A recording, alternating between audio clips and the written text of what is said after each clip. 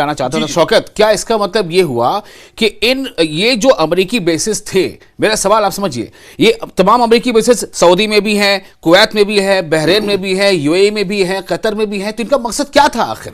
अगर इनका मकसद इन मुल्कों की हिफाजत करना था बैरूनी हमलों से, तो ईरान अगर हमला कर रहा है तो इन्होंने हिफाजत क्यों नहीं किया? ये तो खुद अपनी हिफाजत भी नहीं कर पा रहे हैं, अपनी बेसिस पे हमले नहीं रोक पा रहे। बिल्कुल, इस वक्त सबसे बड़ी बात जो गल्फ कंट्रीज है, जो अरब कंट्रीज हैं, आप पहले एक चीज समझिए, ये वही सब कंट्रीज है जो बहुत मतलब इक्तिसादी तौर पे बहुत खुशहाल है, जिनके पास बहुत पैसा है, ठीक है। तो लेकिन डिफेंस के एतबार से ये थोड़ा बाकी जो कुछ मुस्लिम कंट्रीज है जिन्होंने डिफेंस के शोबे में आगे बढ़े, उनके मुकाबले में डिफेंस में तो ये डिपेंडेंट है अमेरिका, ठीक है। हाँ। तो उनके एयरबेस होने से उनको ये था कि शायद हम महफूज रहेंगे। हाँ। लेकिन आप याद रखें, अमेरिका है ये सिर्फ अपने मफादात की सोचता है, और आज वो साबित हो गया। आज जब इन पे बुरा वक्त आ गया, जब इनको सिक्योरिटी की जरूरत है, जब इनके डिफेंस की बात की जरूरत है, तो अमेरिका कहीं नहीं है, अमेरिका की फौज कहीं नहीं है, इवन के वो अब तो वो खुद को भी नहीं बचा पा रहे हैं। और इसीलिए अबू हुरैरा, आपको याद होगा एक सऊदी किसी ऑफिशियल की स्टेटमेंट बड़ा वायरल हो रहा है कि भाई हमने तो आपको अपनी हिफाजत के लिए बुलाया था, तो आप तो यहां से छोड़ के चले जा रहे हैं, उल्टा उनके लिए मुसीबत बन हाँ, तो आप इसराइल की हिफाजत के लिए सारी चीजें लगा रहे हैं। अब ये बात हो रही है ना कि तमाम रिसोर्सेज उठा के जैसे हुरैरा अभी बता रहे थे ना कि ग्रेटर इसराइल का जो लार्जर कंसेप्ट है, लार्जर जो उनकी प्लानिंग है, शायद उस हिसाब से अब ये सही भी हो रहा है कि शायद उसी लिए था। तो मतलब ये निकाला जाए मसूद कि हम दुश्मन को अपनी खर्चे पर पाल रहे थे। बिल्कुल, एक तरह से इस वक्त देखा जाए तो ट्रम्प के सामने तीन बड़े मसाइल हैं। हाँ। एक तो उन्हें खुद अपने मुल्क में झेलना पड़ रहा है कि जंग क्यों शुरू किया आपने, और बहुत ज्यादा वहां पे प्रोटेस्ट भी हो रहे हैं और लोग वहां परेशान हैं क्योंकि वहां के बहुत सारे अमेरिकी हर जगह रहते हैं। तो एक ट्रम्प को अपने मुल्क में खुद झेलना पड़ रहा है, दूसरा इजराइल को बचाए या फिर मिडिल ईस्ट कंट्रीज को बचाए। तो ये तीन मसलों में ट्रम्प बिल्कुल उलझ चुके हैं। लेकिन कुल मिलाकर मसूद या विशाली, आप देखिए कि ये बहुत दिलचस्प हो गया, बड़ा मजाहिया भी। अगर आप देखिए जो आप बचाने की बात करें कि वो तो जो गल्फ के ममालिक हैं या अरब जो ममालिक हैं, इनकी सिक्योरिटी के लिए अमेरिका के फौजी वहां पर मौजूद थे। लेकिन आप देखिए कि एक बहुत निहत्था आप कह लीजिए ईरान पर जिस तरह से पाबंदियां अमेरिका ने लगा के रखी, जिस तरह से ना तो उसके पास इतना असलहा गोला बारूद है, उसके करेंसी आप देख लीजिए कि बहुत कमजोर एक तरह से है। 35-40 सालों से वो पाबंदियां झेल रहा है। जी, वो खुल के तिजारत नहीं कर सकता, वो खुल के अपने तेल को तमाम देश में बेच नहीं सकता। बिल्कुल, तो मैं वही कह रहा हूं कि ये बहुत दिलचस्प है कि एक कमजोर जो ईरान है वो दरअसल आप देखिए उसने पूरे मशरिक़ी वस्ता में खलबली मचा दी है। अमेरिका भी सोचने पर परेशान हो गया है, इजराइल भी एक तरह से सोचने पर परेशान हो गया। तो कहीं ना कहीं ये बहुत दिलचस्प अब जो जंग का मंजरनामा है, हालांकि जंग कितने दिन चलेगी, डोनाल्ड ट्रंप ने कहा है कि 1 महीने। अगर अमेरिका और जो सुपर पावर है वो ये कह रहा है कि इस जंग में 1 महीना लग जाएगा, इसका मतलब यह है कि ईरान कहीं ना कहीं मजबूत है, और ईरान कहीं ना कहीं चाहे हथियार और जंगी साजो सामान की बात की जाए या फिर दूसरे और जो वसाइल हैं, उनसे ईरान कहीं ना कहीं मजबूत है। देखिए, एक बड़ी टेक्निकल बात यहां पे बताना चाह रहा हूं, बस शेयर कर रहा हूं। उसमें यह है कि अमेरिका को अगर एक मिसाइल भी दागना पड़ता है तो आप ये सोचें कि वो मिसाइल काफी महंगा है, उसको फायर करने का जो सिस्टम है, जब उसको फाइनली उसको लॉन्च कर दिया तो वो काफी सिस्टम महंगा है, फिर वो यहां तक लाया गया है काफी लंबी मसाफत तय करके। तो कुल मिलाकर यहां बात ये आ रही है कि इन तमाम चीजों का मुकाबला ईरान उसके मुनासबत से 100 गुना कम कीमत के एक मामूली ड्रोन से कर ले रहा है। बिल्कुल, तो ये इतना भारी पड़ रहा है अमेरिका पर, मतलब माली अखराजात के तौर पे, कि अमेरिका ज्यादा दिनों तक सस्टेन नहीं कर सकता। इससे भी बड़ा मिसाल आप देखिए कि मिसाइल आप मारते हो उस पर तो खर्चा आ ही रहा है, अरबों खरबों रुपए और करोड़ों रुपए, लेकिन जो इसको इंटरसेप्ट आप करते हैं, एक मिसाइल या एक ड्रोन को रोकने के लिए आपको कई इंटरसेप्टर्स का इस्तेमाल करना पड़ता है, और उस पर भी बहुत खतीर रकम जो है एक तरह से खर्च होती है, एक बड़ी माली मदद उसके लिए चाहिए होती है। और यह कहा जा रहा है क्योंकि इससे पहले इजराइल 12 दिनों की जंग ईरान के साथ लड़ चुका है, उससे पहले भी ईरान ने बड़े हमले इजराइल के ऊपर किए थे।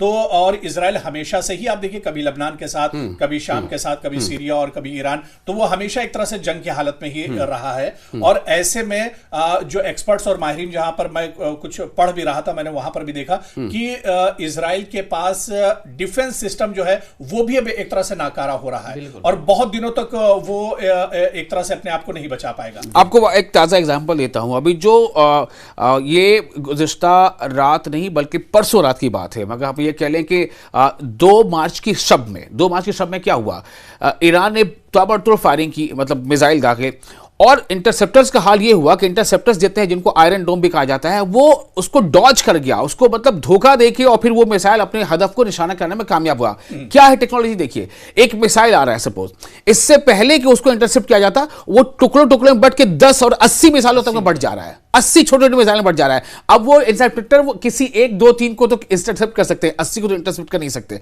नतीजा यह है कि बहुत बड़ी तबाही हुई है। और ये टेक्नोलॉजी के बारे में कहा जा रहा है कि इस टेक्नोलॉजी में कहीं ना कहीं चाइना ने मदद की है ईरान की। मसूद कुछ कहना चाह रहे थे? मसूद। लेकिन मैं ये कहना चाह रहा हूँ कि जिस तरह ईरान और अमेरिका के पिछले 2 महीने से ज़बानी जंग एक तरह से शुरू थी, और ईरान ये कह भी रहा था कि हम पूरी तरह तैयार हैं। अगर हम 3 से 4 दिन जो ये 5 दिन का जंग का अगर हम देखें तो ऐसा लगता है कि ईरान वाकई पहले से जंगी पॉलिसी पे बहुत अच्छे तरीके से काम किया था।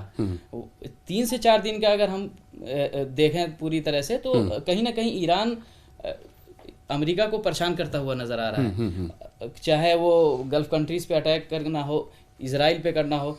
और अभी बात हो रही थी कि अमेरिका बहुत खर्च उठाएगा। आप पिछली दफा देख लीजिए जब अमेरिका हूसियों से लड़ रहा था, हाँ, तो वहां समझौता करना पड़ा इन्हें, क्योंकि इनका बहुत ज्यादा नुकसान हो रहा था, माली नुकसान बहुत ज्यादा हो रहा था। तो इस तरह मजमूई तौर पे देखा जाए तो कहीं ना कहीं अमेरिका इस माली नुकसानात की वजह से काफ़ी जो है परेशान है, और ईरान वहाँ मजबूत नज़र आता है। अच्छा शौकत, एक सवाल आपसे ये करना चाहूँगा कि इसमें कोई दो राय नहीं है, अब तक जो जानकारी है, और जैसा कि ईरानी सरकारी ज़राए ने भी उस बात की तस्दीक कर दी है कि आयतुल्लाह अली ख़ामनेई अब नहीं रहे, और न सिर्फ ये कि आयतुल्लाह अली ख़ामनेई नहीं रहे, बल्कि टॉप 20 कुछ फिगर में आता है कि टॉप 40 या टॉप 30 जो उनके तमाम सरबराहान थे अलग अलग शोबे के, वो भी जो है अब इस दुनिया में नहीं और शहीद हो गए। मेरा सवाल आपसे ये है कि क्या आपको लग रहा है जिस तरह से ईरान अभी रिटेलिएटरी एक्शन ले रहा है, इससे क्या लग रहा है कि वो एक तरह से इमोशनल शॉक है और उसका उस तरह का वो रिएक्शन है, या फिर वाकई ये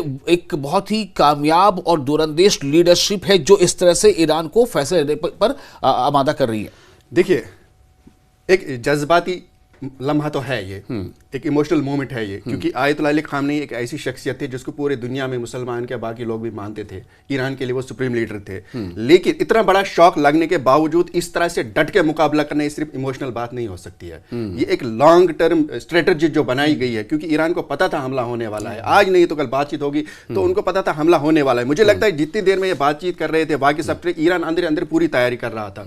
और अगर जिस तरह से ईरान से रिपोर्ट्स आ रही है कि ख़ामनेई साहब को बोला गया था कि आप बंकर में जाइए या छोड़ के चले जाइए, लेकिन उन्होंने साफ मना कर दिया कि भाई जब आप 90 मिलियन ईरानियों को नहीं शिफ्ट कर सकते हैं या बैंकर्स में नहीं, तो मैं क्यों, मैं आखिरी रहूंगा।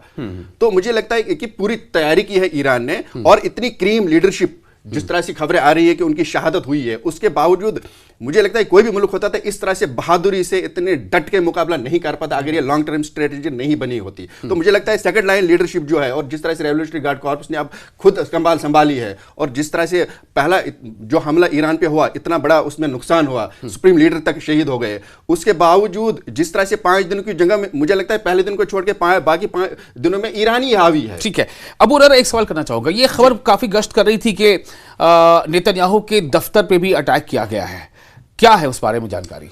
देखिए, इस बारे में बिल्कुल मुसद्दका खबर निकल कर तो नहीं आई, लेकिन जिस तरह से तल अवीव पे आप देखिए लगातार ईरान की तरफ से अटैक हो रहे थे, और जिस तरह से अभी आपने ईरान के उस लेटेस्ट मिसाइल की बात की कि एक मिसाइल आता है और उसके बाद उसमें से कई मिसाइलें और निकलते हैं अटैक से पहले, हमले से पहले, तो ऐसे में तल अवीव में नुकसान तो बहुत ज्यादा हुआ है। अब तो हमारे वहां पर नुमाइंदे रिफत अब्दुल्ला भी पहुंच चुके हैं, वो जो सच्चाई है एक तरह से निकल कर सामने आएगी, क्योंकि मगरिब से इजराइल से आप कहिए जो खुद तबाही की बातें होती हैं या जो निगेटिव बातें होती हैं वो एक तरह से निकलकर इजराइल से नहीं आ पाती हैं। लेकिन इतना जरूर है कि इजराइल के अंदर नुकसान काफी ज्यादा हो रहा है, खासतौर से तल अवीव की बात की जाए, बैत शम्स की बात की जाए, बैत यम की बात की जाए, ये जो सब शहर हैं लगातार ईरान के निशाने पर रहे हैं। और इससे पहले जो हमला ईरान की तरफ से किया गया, या लगातार ईरान जो हमला एक तरह से कर रहा है, एक तरह से इजराइल को निशाना बना रहा है, तो ऐसे में इजराइल का नुकसान तो काफी ज्यादा हुआ है। लेकिन शौकत, मेरा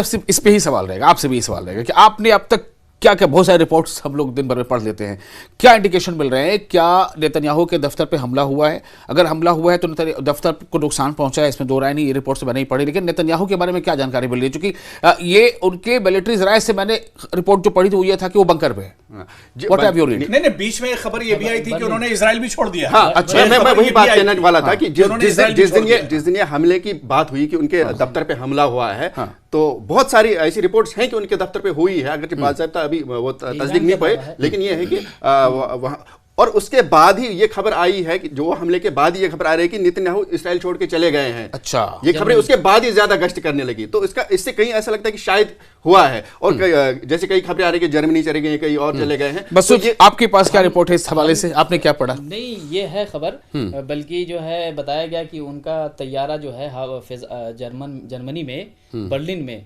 कई घंटे वो फिजाओं में रहा है।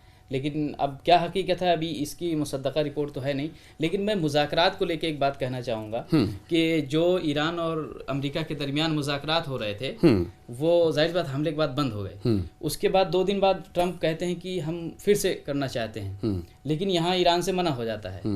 अब ईरान ने कहा है कि अभी जो लेटेस्ट रिपोर्ट है कि ईरान ने जो ये कहा है कि अगर हम बात करेंगे भी तो हम अपनी शर्तों पे करेंगे, ना कि तुम्हारी शर्तों पे करेंगे। तो कहीं ना कहीं हम ये चाह रहे हैं कि जंग तो मसले का हल नहीं है, जंग रुक जानी चाहिए और मुज़ाकरात के टेबल पे आनी चाहिए और बात होनी चाहिए।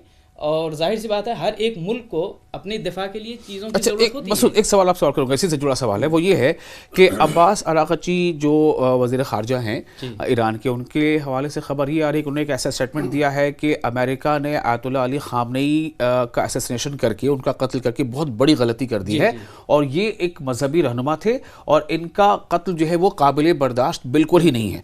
उसी से जुड़ी खबर ये भी आ रही है कि कुछ कुछ मतलब खबर गश्त कर रही है कि जो टॉप लीडरशिप है, खासतौर से जिसमें से मजहबी रहनुमा है, उन्होंने जिहाद के बारे में कह दिया है कि अब ये जिहाद है और जितने भी तंजीमें हैं, छोटी बड़ी, सरकारी गैर सरकारी, और जहां भी कहीं हैं, उनके ऊपर ये आन पड़ा है कि वो इसको फाइट करे, चूंकि मजहबी रहनुमा हमला। क्या इसके कुछ आपने पढ़ा है? अगर आप तेहरान की बल्कि ईरान के कई शहरों में जो लोग घरों में ना रह करके बल्कि रास्ते पे आ रहे हैं, एहतजाज कर रहे हैं और वो इजाजत मांग रहे हैं कि हमें जिहाद का इजाज़त दे दीजिए, तो जाहिर सी बात है वहाँ एक सुप्रीम लीडर और मजहबी रहनुमा की शहादत हुई है, शहीद हुए हैं, तो जाहिर सी बात है उनके बदले के लिए उनके इतने फॉलोअर हैं कि जाहिर बात वो मांगेंगे इजाज़त।